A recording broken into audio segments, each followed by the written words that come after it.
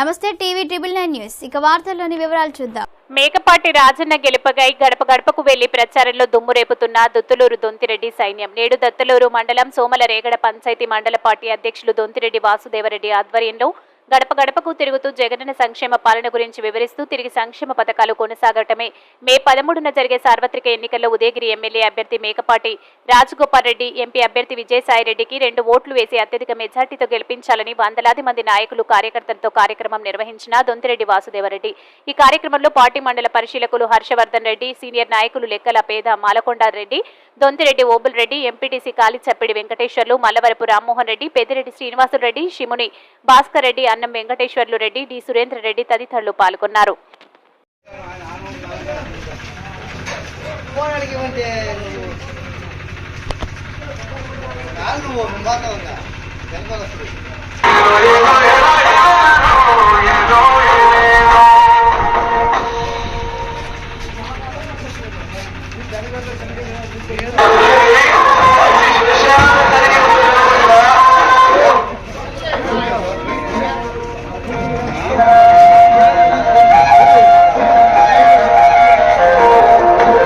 వార్తలు ఇంతటితో సమాప్తం. మళ్ళీ తిరిగి ప్రసారం అయ్యే టీవీ ట్రిబుల్ 9 న్యూస్ లో కలుద్దాం. అంతవరకు సెలవు.